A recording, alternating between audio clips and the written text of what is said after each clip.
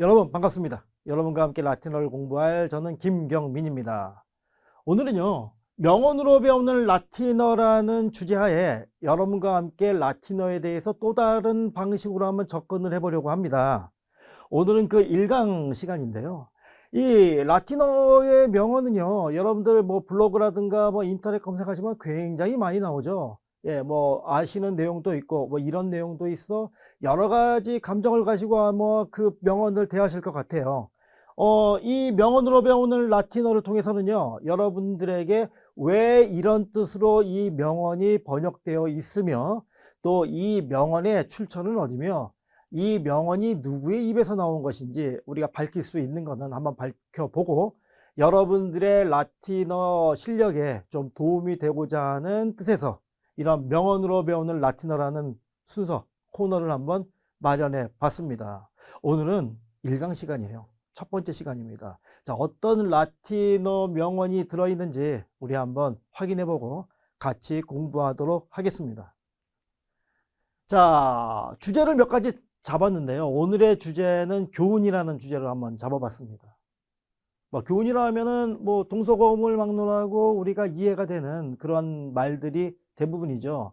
자, 한번 확인해 보죠. 어떤 것들이 들어있는지. 건강한 신체, 건강한 정신. 뭐 스포츠 뭐 회사에 스포츠 관련 회사에 무슨 카피 같기도 하고요. 예. 포도주 속에 있는 진실 이퀄 취중진담. 뭐 이것도 많이 우리가 들어본 이야기죠. 예. 현재를 즐겨라. 많은 라틴어를 배우거나 라틴어를 모르시는 분들도 들으면 아 이거 하시는 겁니다. 예. 고난을 통해 영광을 향해. 아 좋은 말입니다. 아주. 빈수레가 요란하다. 우리나라 속담 아니었나요? 확인해 보죠. 자, 건강한 신체, 건강한 정신. 라틴어는 이렇게 되어 있습니다. mens sana, in corpore sano. 이렇게 되어 있습니다. 좀 더 자세히 보죠. mens sana, in corpore sano. 단어부터 한번 체크해 보죠. 자, 여성명사 men스라는 말은요, 우리 속격이 mentis 이렇게 변하는 3변화 여성명사예요. 뭐 정신, 뭐 생각, 뭐 여러 가지 뜻이 있고요. 그 다음에 사누스라는 거는 사누스, 사나, 사눔. 1변화, 2변화 형용사죠. 맨스가 여성이니까 맨스, 사나 이렇게 연결이 됐죠. 그러면 건강한 정신 이런 뜻이 되는 거죠. 일단 건강한 정신 여기 있네요. 건강한 정신. 예. 자, 그 다음에 인이라는 전치사가 나와 있죠. 인은 대격 혹은 탈격 전치사죠. 자, 코르포레라는 말과 연결이 되어 있습니다. 자, 코르푸스 중성명사죠. 코르푸스, 코르포리스 이렇게 변하는 중성 3변화 명사고요. 3변화 명사가 어미를 애를 가졌다, 이를 가졌다, ABCD, ABCD, 애를 가졌다. 탈격이죠. 어디 안에라는 뜻이잖아요. 그러면 코르푸스라는 말이 신체, 육체라는 뜻이니까 신체 안에 건강한 정신이라는 뜻이에요. 그러면 신체도 형용사가 하나 들어가 있잖아요. 중성 단수 탈격. 그러니까 사노가 들어가죠. 한 팀이죠. 인코르포레 사노가. 다시 이야기하면 건강한 신체 안에 건강한 정신. 뭐 이 정도의 일단 번역이죠. 뭐 다듬어서 다시 본다면 건강한 신체에 건강한 정신. 뭐 이 정도로 해석할 수 있겠습니다. 뭐 신체는 뭐 육체 뭐 이렇게 번역해도 괜찮아요. 몸이라고 번역해도 괜찮아요. 또 그런 번역도 많이 있습니다. 건강한 몸에 건강한 정신, 예, 건강한 생각 뭐 등등의 여러 가지 번역에 다양한 번역을 할 수 있는 그러한 명언입니다. 이것은. 자, 원전이 유베날리스라는 사람이에요. 예, 유베날리스는 풍자시를 쓴 사람인데 유베날리스 작품의 풍자시라는 작품의 10번째 작품의 356행 시기 때문에 행으로 이야기합니다. 356행에 나오는 이야기입니다. 시가 356행이니까 굉장히 긴 시겠네요, 이게. 자, 작가부터 좀 알아보겠습니다. 데키모스 유니우스 유베날리스, 우리말로는 이렇게 적죠. 자, 로마 시대 이름은 이렇게 약자로 적는 것이 있는데요. D는 데키무스를 가리킵니다. 뭐 이것도 언젠가 한번 같이 공부할 기회가 있을 것 같습니다. 어쨌든 D는 데키무스, 유니우스, 유베날리스. 뭐 또 V를 W처럼 발음하는 유에날리스 이렇게 발음하시는 분들도 물론 계십니다. 연표를 보니까 기원후 55, 140 이렇게 돼 있어요. 그러면은 잘 보면 어떻습니까? 아, 기원후 1세기에서 2세기를 거쳐서 산 사람이구나. 우리가 알 수 있죠. 예. 로마의 시인, 또 풍자시를 주로 썼고요. 이 시인이 뭐 자기의 어떤 최고 전성시대라고 할까요? 자기의 작품을 가장 왕성하게, 그 다음에 자기의 이름을 드높인 시절이 도미티아누스 황제 시절이에요. 이 도미티아누스 황제는 제위기간이 기원후 81에서 96, 이 정도까지 통치했던 로마 시대 황제인데, 그러니까 유베날리스가 자기 이름을 드높인 것이 기원후 1세기 후반경에 아주 시인으로서의 명성을 드높인 시간이었다. 우리가 이렇게 이야기를 할 수가 있습니다.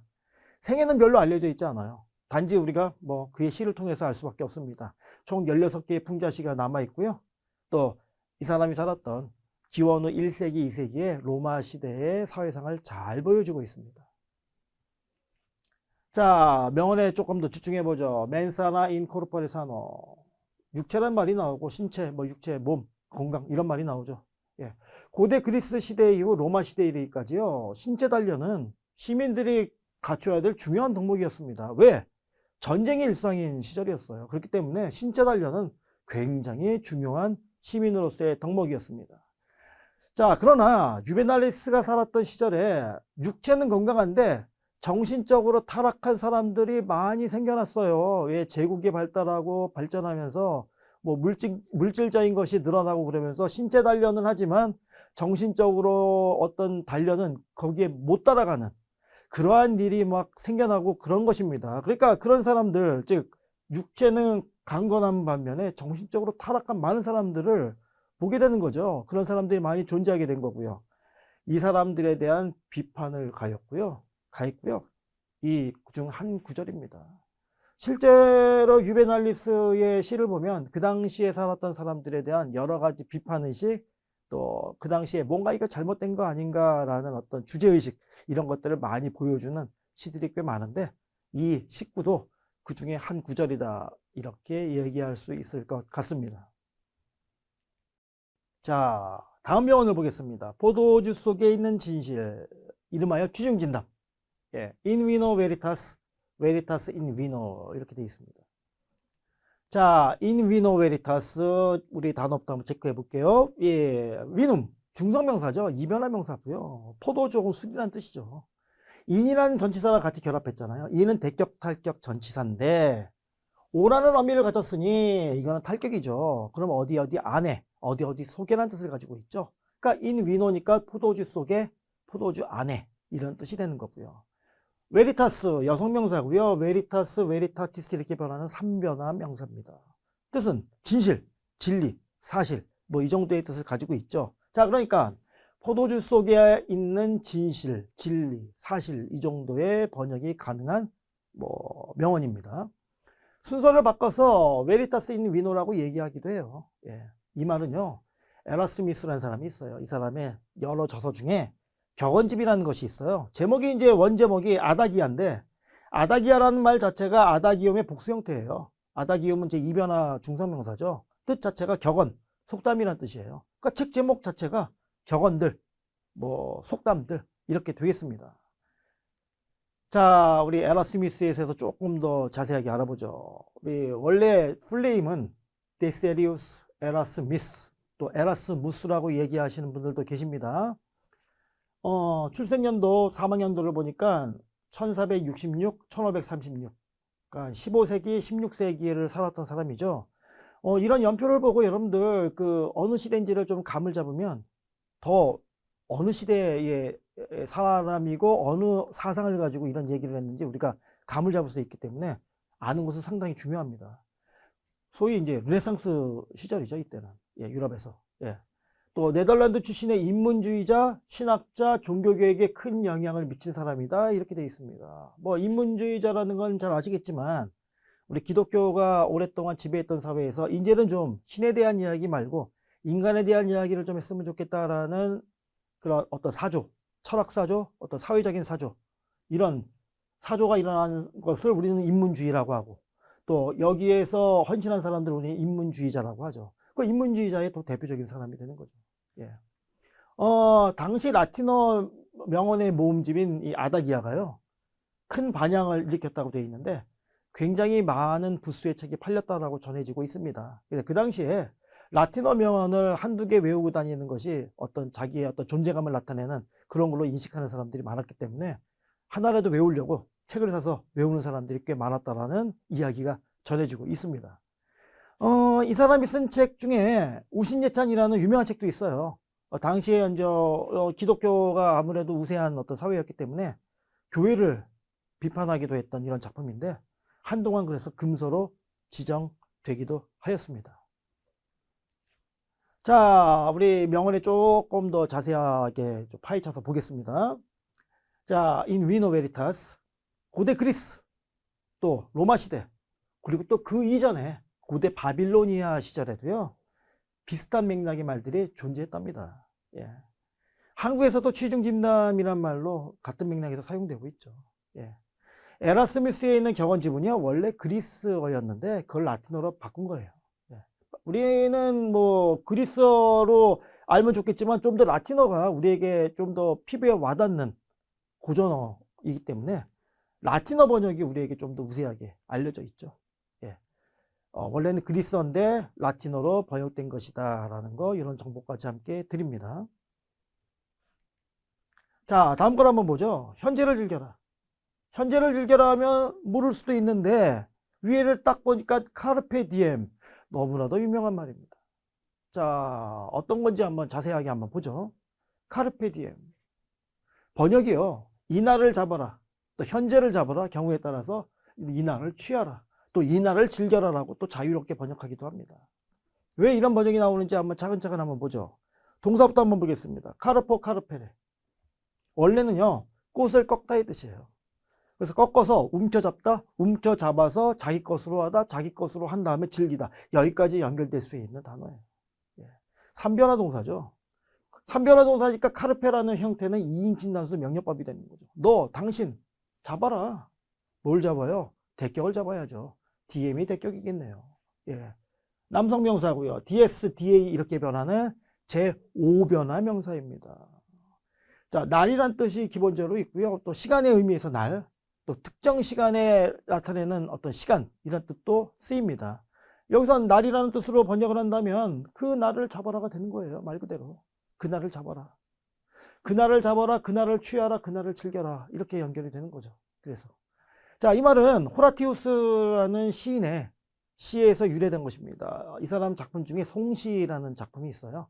거기에 뭐 1권에 있는 11번째 시의 8번째 줄, 이렇게 이해하시면 될 것 같습니다. 뭐 송시를 찾으시면은 이렇게 찾으시면 이 구절이 나온다는 얘기입니다. 자, 카르페 디엠이 워낙 유명하다 보니까 뭐 이것만 달랑 가시는 분들도 뭐 아무것도 안 하시는 것보다 낫지만 이것만 달랑 가시는 분들이 굉장히 많으시더라고요. 그래서 요 뒤에 이어지는 내용까지 가면 조금 더 이해가 되는 문장이라서 뒤에 부분도 한번 소개해 봤습니다. 자, 꽌 미니멈 크레둘라 포스테로 이렇게 돼 있어요.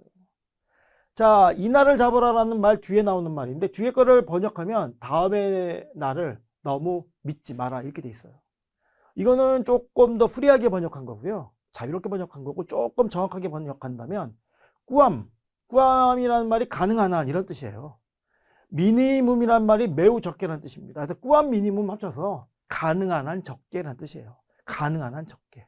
그 다음에 크레둘루스라는 건 형용사입니다. 믿는, 신뢰하는 이런 뜻이에요. 무엇을 신뢰하다 할 때 보통 역격, 다티브 역격이 나와요. 그래서 포스테로라는 말이 여기서 사실은 포스테루스라는 말이 다음이라는 뜻인데 요 다음에 날이라는 말이 생략이 된 거예요. 그래서 다음 날을 가능한 한 적게 믿고 그 날을 취해라 이렇게 되는 거예요. 직역을 하면 다음 날을 너무 믿지 말고, 즉 미래를 너무 믿지 말고 지금 현재의 날을 취해라 이렇게 이제 정리해서 번역할 수 있을 것 같습니다. 그래서 이 날을 잡아라, 다음의 날을 너무 믿지 마라, 정리하면 이런 번역이 나오죠. 자, 이 말을 했다라고 전해지는 퀸투스 호라티우스 플라쿠스에 대해서도 조금 알아보죠. 이름은 Q, 퀸투스는 Q, 보통 이름은 약자로 사용한다고 했죠. Q는 퀸투스라는 이름을 나타냅니다. 호라티우스 플라쿠스가 이제 풀네임이고요. 그 다음에 기원전 1세기 때 사람이죠. 65년에서 8년까지 살았던 사람이고요. 베르길리우스 기원전 70년 19년, 또 오비디우스 기원전 43년에서 기원 17년 이후까지 산 사람인데, 이 세 사람과 더불어서 이 두 사람과 더불어서 이 세 사람이 로마 시대 3대 시인이라고 불려요. 예. 우리 호라티우스는 보통 풍자시, 서정시, 송시 뭐 이런 작품을 남겼는데, 우리 호라티우스의 장기는 풍자시하고 서정시에 있습니다. 예, 각 시인들마다 어떤 자기가 뭐 많이 사용하는 어떤 시풍이 있는데, 호라티우스는 풍자시, 서정시를 많이 썼고요. 그래서 풍자시, 서정시, 송시 이런 작품을 남겼고요. 또 편지도 시로 썼죠. 그래서 운문 편지도 남기고 있습니다. 또 시약이라는 이론서도 남기고 했는데, 잠깐 말씀드린다면 베르길리우스는 남성적으로 선익 붉은 시를 썼고요. 오비디우스는 여성적으로 굉장히 부드러운 시를 쓴 사람입니다. 또 호라티우스는 풍자시, 서정시를 썼다. 이렇게 하면 여러분들이 로마 시대 3대 시인에 대한 어떤 인상을 좀 가지실 수 있을 것 같습니다. 예. 그 중에서 우리 풍자시, 서정시의 대가인 호라티우스의 글에서 발췌한 것이다 라는 걸 한번 말씀드립니다. 자, 카르페 디엠. 이 말을 자칫 잘못 번역하면요, 미래 없이 오늘만 보고 살아라 라는 뜻으로 오해할 수도 있어요. 하지만 본 뜻은 하루하루를 소중히 여기며 살라는 의미죠. 많은 선택을 해야 되는 상황에서 내가 지금 원하는 것, 또 나를 소중히 할 수 있는 것이 무엇인지 깨달으라는 얘기입니다. 또 그런 교훈을 주고 있죠, 우리들한테. 이 말은 특히 영화 주은 시인의 사회를 통해서 굉장히 유명해진 말입니다. 그래서 라틴어를 한 번도 공부해 본 적이 없으신 분들도 카르페 디엠이란 말은 이곳저곳에서 많이 들어보신 경험이 있는 그러한 아주 대표적인 명언이 되겠습니다. 다음 명언으로 가겠습니다. 고난을 통해 영광을 향해, 이렇게 되어 있죠. 페르 아스페라 아드 아스트라, 이렇게 되어 있습니다. 좀 더 자세히 보겠습니다. 페르 아스페라 아드 아스트라, 고난을 통해 영광을 향해. 뭐 있는 대로 한번 번역을 먼저 해보죠. 페르는 지금 전치사죠. 대격 전치사죠. 아스페라가 그러니까 대격이라는 얘기예요. 자, 이런 명언 하는데 문법 얘기해서 죄송합니다만, 대격이 A로 끝나려면, R로 끝나려면 뭐가 돼야 됩니까? 중성, 복수, 대격이 돼야죠. 자, 아스페라라는 말은요, 아스페름이라는 형용사를 명사화 시킨 거고요. 또 중성 대격이라고 제가 말씀드렸잖아요. 또 복수 대격이죠. 그러면 뭐뭐한 것들, 이렇게 번역이 돼야죠. 근데 뜻이 뭐예요? 고된, 거친, 사나운, 이런 뜻이에요. 고된 것들, 힘든 것들이 되는 거예요. 그러니까 페르는 대격 전치사로서 뭐뭇을 통해 그런 뜻을 가지고 있으니까 페르 아스페라 그러면은 고된 일을 통하여, 이렇게 되는 거죠. 고된 일을 통하여. 아드는 방향이잖아요. 또 대격 취해야 되잖아요. 역시 아스트라도 A로 끝났잖아요. 중성 복수 대격이라는 걸 우리가 알 수 있습니다. 단어 한번 보죠. 중성 명사고요. 아스트룸, 별이란 뜻이에요. 제2변화 명사죠. 아스트라는 중성 복수 대격이 되는 거죠. 자, 있는 대로만 번역하면 뭐예요? 힘든 일들을 통하여 별들을 향해, 이렇게 되는 거죠. 그래서 어려운 일, 힘든 일, 고난을 통해 별들이라는 거는 보통 부정적인 의미가 아니잖아요. 별은 보통 어떤 찬란한 것, 좋은 것, 이런 거를 많이 상징하죠. 여기서 영광을 상징하는 겁니다. 그래서 별들을 향해라는 말은 영광을 향해라는 말로 우리가 치환해서 번역할 수 있는 거죠. 그래서 결과적으로 어려운 일을 통해 별들을 향해, 즉 고난을 통해 영광을 향해, 이렇게 우리가 번역할 수 있는 것입니다. 자, 그리스 로마 고전에서 완전히 똑같은 말로 전해지는 어떤 작품은 없습니다. 이 말은. 예. 아까 소개했던 베르길리우스라는 시인의 작품에서도 또 철학자 세네카라는 사람이 있어요. 기원 후 1세기에 살았던 세네카라는 사람의 철학서적에서도 비슷한 맥락의 글이 발견이 됩니다. 그런데 이제 중세 근대를 거쳐 많은 사람들이 이제 원문을 조금씩 바꿔서 사용하다가 페르 아스페라 아드 아스트라로 아마 고정된 것 같습니다. 현대에는요, 각종 기관의 모토로 많이 사용되고 있습니다. 말이 좋잖아요. 고난을 통해 영광을 향해라는 말 자체가. 그래서 우리 기관의 모토로도 많이 사용되고 있다는 거, 여기까지 말씀을 드립니다. 다음 예문 한번 보죠. 빈 그릇들이 가장 크게 소리를 낸다. 빈 수레가 요란하다. 우리말에 좀 더 어울리는 말은 자, 와사, 와나, 플루림um 소난트. 원문은 이렇게 돼 있죠. 자, 좀 더 한번 보죠. 와사, 와나, 플루림um 소난트. 일단 와사부터 한번 보죠. 중성명사고요. 와시스 이렇게 변하는 삼변화 명사죠. 와사는 그러니까 중성, 복수, 주격, 노미나티브 주격이 되는 거죠. 또 여기에 걸치는 형용사가 와누스죠. 와누스, 와나, 와눔. 빈 이런 뜻을 가지고 있죠. 또 와스는 용기, 그릇이라는 뜻이에요. 그걸 합치면은 빈 그릇, 빈 용기, 들 복수니까 이렇게 연결할 수 있겠네요. 동사 한번 보죠. 소나트가 동사입니다. 안트로 끝났잖아요. 소노, 소나레 일변화 동사예요. 일변화 동사에 3인칭 복수니까 소나트가 됐죠. 소리를 내다 이 뜻이에요. 자, 그러면 빈 그릇들이, 빈 용기들이 소리를 낸다. 여기까지만 하면 이런 번역이죠. 자, 중간에 플루리뭄이라는 부사가 하나 들어가 있죠. 플루림, 가장 많이, 가장 크게 이렇게 번역할 수 있는 부사입니다. 자, 그러면 빈 그릇들이 가장 크게, 가장 요란하게 소리를 낸다. 이런 번역이 되는 거죠. 다듬어서 번역하면 빈 그릇들이 가장 크게 소리 낸다. 우리말 속담으로 치환을 한다면 빈 수레가 요란하다. 이렇게 번역이 될 수 있습니다. 자, 라틴어 명언을 할 때요, 꼭 등장해요. 예, 우리 라틴어 명언집 이렇게 컴퓨터 같은 데서, 인터넷 같은 데서 검색하시면 반드시 나옵니다, 이거. 예. 겉만 번지르르 하고 내용이 없는 사람을 빗댄 말이죠. 예. 출처는 분명치는 않습니다. 예. 빈 그릇 대신에 빈 배로 번역하기도 해요. 빈 배가 요란하다. 번역하기도 하고요. 우리나라 속담은 빈 그릇도 아니고 빈 배도 아니고 빈 수레를 사용하고 있죠. 그래서 우리 속담에서는 빈 수레로 표현하는 것도 또 흥미로운 일입니다. 예. 언어와 시대는 달라도 사람이 갖는 기본적인 생각은 동일하다는 것. 빈 그릇이 됐건, 빈 배가 됐건, 빈 수레가 됐건 전부 다 동일한 것 같습니다. 자, 오늘의 명언을 다시 한번 복습하면서 살펴보는 시간을 갖겠습니다. 자, 명언 기억하기 일명. 예. 건강한 신체, 건강한 정신. 기억나십니까, 여러분들? 우리 아마 정신이란 말로 시작됐던 것 같아요. 명언은 mens sana in corpore sano 이런 명언이었죠. 포도주 속에 있는 진실, 취중진담. 예. in 이렇게 시작했던 것 같습니다. in vino veritas. 순서 바꿔도 좋습니다. veritas in vino 이렇게 써도 좋습니다. 현재를 즐겨라. 굉장히 유명한 말이죠. 예. carpe diem. 고난을 통해 영광을 향해. 자, 우리 전치사가 들어갔던 명언이었던 것 같은데요. per aspera ad astra 이렇게 있죠. 자, 빈 그릇들이 가장 크게 소리낸다. 좀 길었던 명언이었던 것 같은데요. 와사, 와나, 플로리움, 소난트 이런 명언이었죠. 자, 교훈이라는 주제를 가지고 명언을 한번 출발해 봤습니다. 여러 가지 주제를 가지고 여러분과 함께 명언으로 배우는 라틴어를 진행할 예정입니다. 또 주제가 무엇이 있는지 여러분들 기대하시고요. 또 어떤 주제를 통해서 라틴어 명언이 나오던 문법적인 면도 한번 생각해 보시고요. 내용적인 면도 생각해 보시고요. 오늘날 어떻게 적용할 수 있는지도 생각해 보시고요. 교훈, 줄거리, 내용 다 잡으시기 바랍니다. 오늘 제가 준비한 내용은 여기까지입니다. 감사합니다.